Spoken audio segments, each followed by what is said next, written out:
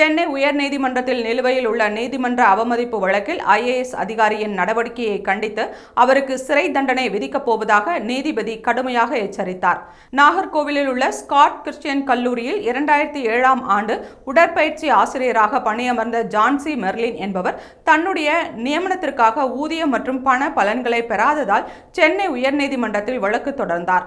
2021ஆம் ஆண்டு கல்லூரியின் இணை இயக்குனர் அவரது நியமனத்திற்கு ஒப்புதல் அளித்திருந்தும் ஊதியம் வழங்கப்படவில்லை. இதையடுத்து 2024 மார்ச் 25ஆம் தேதி நீதிமன்றம் பதவியில் சேர்ந்த 2007ஆம் ஆண்டு முதல் ஊதியம் உள்ளிட்ட பண பலன்களை 4 வாரங்களுக்குள் வழங்க உத்தரவிட்டது. ஆனால் அந்த உத்தரவு இதுவரை நடைமுறைப்படுத்தப்படவில்லை. எனவே அந்த உத்தரவை புறக்கணித்த அதிகாரிகளுக்கு எதிராக அவமதிப்பு நடவடிக்கை எடுக்க வேண்டும் என மனுதாரர் கூறினார். இந்த வழக்கு நீதிபதி இளந்திரையன் முன்பு விசாரணைக்கு வந்தது. இதில் மூத்த IAS அதிகாரி கோபால் நேரில் ஆஜரானார். அப்போது நீதிபதி நீதிமன்ற உத்தரவை செயல்படுத்தாமல் ஏன் நீதிமன்றத்தில் ஆஜராகிறீர்கள்? நீதிமன்ற உத்தரவை மீறுவது உங்களுக்கு சாதாரண விஷயமா? ஒரு IAS அதிகாரி பொய் சொல்லலாமா என கடும் கேள்விகளை எழுப்பி கண்டனம் தெரிவித்தார். அதற்கு அரசு தரப்பில் கோபால் தற்போதைய உயர்கல்வி செயலர் அல்ல என கூறப்பட்டது.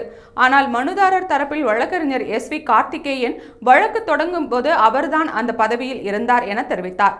நீதிபதி இதை ஏற்று ஓராண்டு ஆகியும் நீதிமன்ற உத்தரவை செயல்படுத்தாத நிலையில் இந்த IAS அதிகாரிக்கு சிறை தண்டனை விதிக்கப் போகிறேன் என கடுமையாக எச்சரித்தார். அதே சமயம் அரசு தரப்பில் ஊதிய கணக்கீடு அனுப்பப்பட்டுள்ளதாக தெரிவித்து IAS அதிகாரிக்கு எதிராக எந்த உத்தரவும் பிறப்பிக்க வேண்டாம் என கேட்டுக்கொண்டார். இதை மனதில் கொண்டு வழக்கு விசாரணையை ஏப்ரல் 24ஆம் தேதிக்கு ஒத்திவைத்து அதற்குள் அரசு பதிலளிக்க வேண்டும் என நீதிபதி உத்தரவிட்டார்.